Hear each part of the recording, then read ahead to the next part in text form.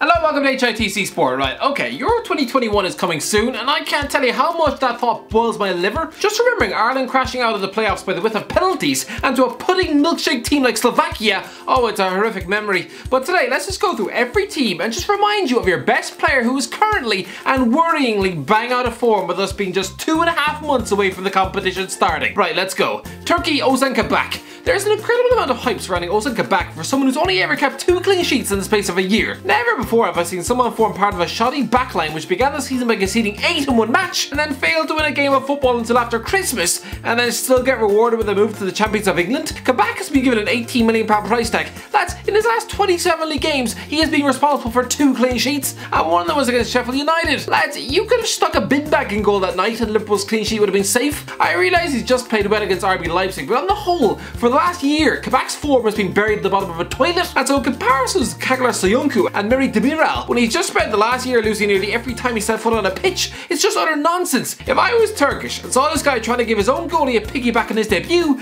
I'd sooner rather stick a tin of baked beans in my defence than him. Italy, Federico Bernardeschi. Let's be honest, Federico Bernardeschi is a supremely talented Juventus winger and one of Italy's key players after the Euros. The only problem is, like half of the Juventus first team, he's woefully out of form. Andrea Parda was dragged him about the park, chucking him on both wings and even recently made him a left back. And I'm sorry, but an attacking winger at a club with just won 9 league titles on the bounce, in a team with Cristiano Ronaldo in it, you should probably have more than 0 goals and 3 assists in 33 matches this season. Wales, Aaron Ramsey. Again, sticking with the Juventus theme here, and let's be honest, a former Cardiff lad like Aaron Ramsey who's always going to bang on a place in Turin, does he speak Italian? Because I'm just imagining that every time he pops up to a restaurant, he just panically orders a pizza. Maybe that's why he's looked about as fit as my nan. Let's not forget, when he was at Arsenal, he was arguably one of the best midfielders in the league, a box-to-box goal-scoring machine. Well, this season, he has just 2 goals. For £400,000 a week, you demand a better return than that? But he needn't worry about his place at the Euros. I mean, come on, who's going to take his spot? Johnny Williams? If that happens, I'll need a plate of cat food. Switzerland, GRANIT XHAKA.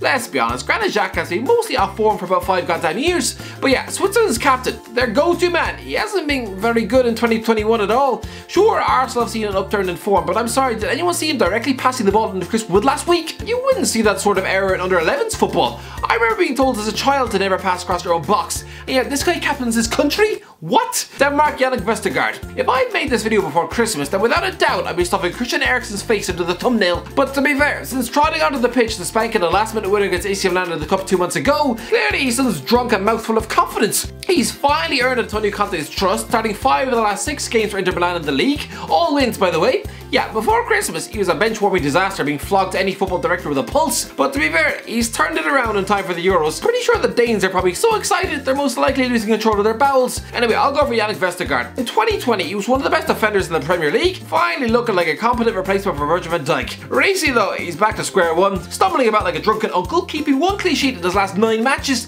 Like Fabrizio Colaccini at Newcastle, I have a feeling this guy's going to bookend his time in England with 2 utterly wretched runs of form, throwing the defensive restraint of a flat balloon. Finland, Tim SPARV. Well, pretty simple here. A former youth teammate of Gareth Bale at Southampton, here we have Tim SPARV, a 34-year-old Finnish defensive midfielder who's trapped in a Greek relegation battle with Orisa. He's won just 1 of the 18 games he's played this season, and now he can't even make the squad. For any excited Finnish fan ahead of the Euros, I'd be more worried that your skipper currently resembles a washed up tub of petit falou, i.e. the Finnish Glenn Whelan. Belgium, Eden Hazard. Easiest answer in the list. I wouldn't blame Roberto Martinez if he left Eden Hazard at home this summer. Yes, he is one of the best players that country have ever spawned, and will have legendary status after over 100 caps for Belgium before the age of 30. But honestly, Roberto Martinez used to work with the damn squib that was Aidan McGeady, and honestly, even he looks more used than Hazard right now. An injury-riddled mess who constantly has his hands stuffed in a tube of Pringles. He's a £100 million Galactico superstar with just 4 goals scored since Chelsea's Europa League final. And lads, that was nearly 2 years ago. In terms of numbers, Hazard probably is the biggest financial disaster,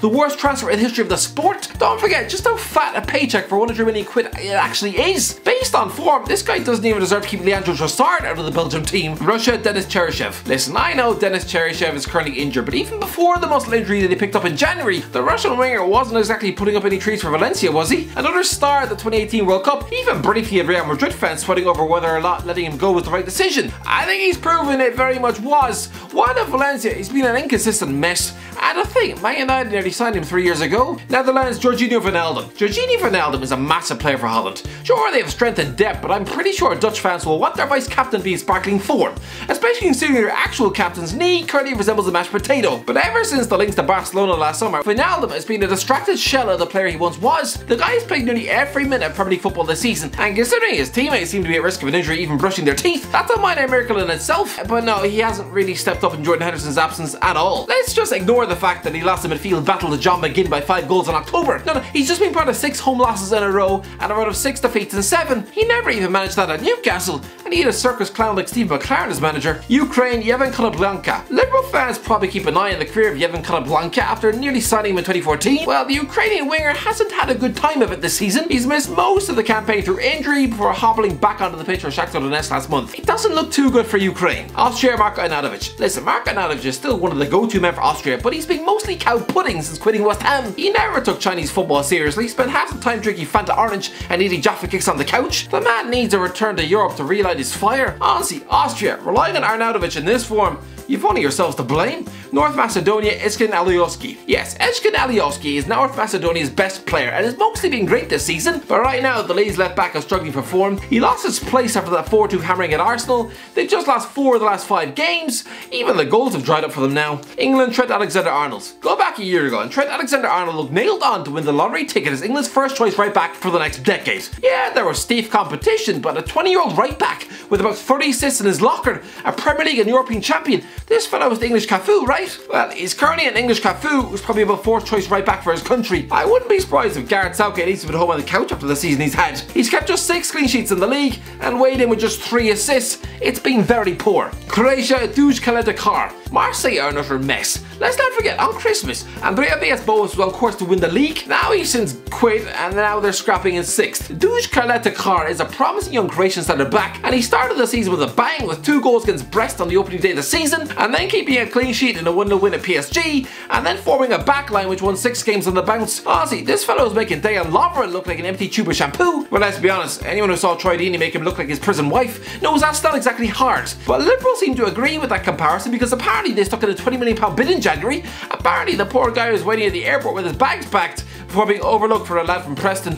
Anyway, CALETA-CAR's form has since fallen off a cliff. Just 1 clean sheet in his last 10 matches. And honestly, there's time where Jorge Sampaoli looks tempted to chuck his career in a microwave. Scotland, Andy Robertson. Andy Robertson is arguably the most inspirational Scottish footballer since Kenny Dalglish. Here's a guy who was probably close to living in a caravan in 2012, probably taking showers in the sink, and yet soon rose to become one of the most successful left backs on planet Earth. I wouldn't be surprised to see a refreshed Robbo this summer, able to shake off his Liberal form and to captain his country at the Euros. So Scotland fans, I wouldn't worry too much that for this season he showed the stamina of a pregnant donkey. Listen, last season he was bordering on perfection, but this time he's played every minute of Premier League football for Liverpool and looked well below his usual standard, playing as if he was still being coached by Steve Bruce. Spain, Marco Asensio. Marco Asensio probably pinpointed this tournament as the moment to finally stamp his mark on the Spanish national team. He's only ever scored once for his country, but this 25-year-old winger's form hasn't been the same since the 2018 World Cup. He's in steady decline at Real Madrid, and instead of stepping up in Hazard's absence, he's completely tanked. Just 2 goals all season. Apparently he was supposed to be Ronaldo's heir. He was going to emulate him, right?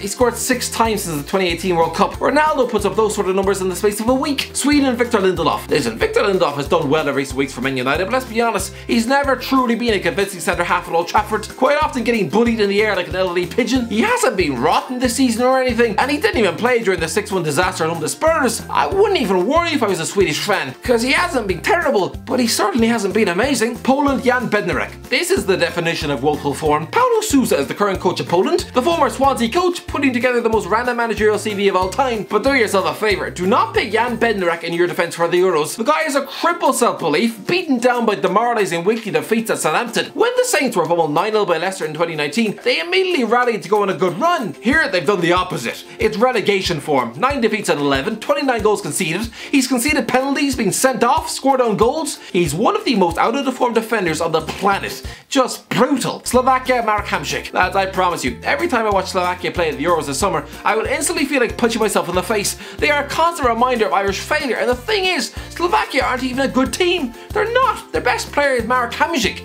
Sure, he was a brilliant attacking star for Napoli, but now at 33, he's just after stinking up Chinese football with a relegation battle with Dalian Professional, and now just randomly moved to Gothenburg to sign for some mid-table club in Sweden. And this is who Slovakia are putting their hopes on this summer. Good Christ. Hungary, Adam Szalai. Listen, Adam Szalai is Hungary's main source of goals, but he's been nothing short of shocking for Mainz 05. He moved there from Hoffenheim in 2019, and this 33-year-old striker has just 1 goal for them in 35 games, riding second bottom of the Bundesliga. Portugal, William Carvalho. Portugal have arguably the most star-studded squad of the tournament, and I'm sorry, this team is straight ahead of the side which somehow fluked their way to Euro 2016 success, despite not winning a single game over 90 minutes. So Portugal fans shouldn't exactly lose any sleep over this one, but I suppose, if I had to pick one, William Carvalho is in and out of the Real Betis team. He hasn't started a match in Betis' midfield since December. He's lost 6 of the 10 league games he started. He's bang out of form. But again, the Portuguese fans probably aren't too fussed. France, Antoine Griezmann. Yes, Antoine Griezmann might have been the best player at the last Euros, but now he'd be doing well to even get a seat on the plane. Surely he can't keep his place in the France team after just 6 league goals for Barcelona this season. He's supposed to be a £100 million superstar. People said he was reborn in January. Why? Because of 2 goals against Granada? My fridge could score 2 goals against Granada. Make no mistake about it, he's on the same downward trajectory that Fernando Torres was on. A downward spiral that ended up with him getting relegated in Japan. Germany, Timo Werner. Listen, Leroy Sané's form at Bayern Munich has been a definite slow burn, but I can't overlook Timo Werner. Yes, his overall play is pretty decent for Chelsea, and recently picked up a Man of the Match award against Newcastle, but after the last World Cup, we expected this guy to be Germany's next goal machine coming through. 5 league goals by March would beg to differ. The Premier League have successfully managed to crush the confidence of Germany's biggest source of goals.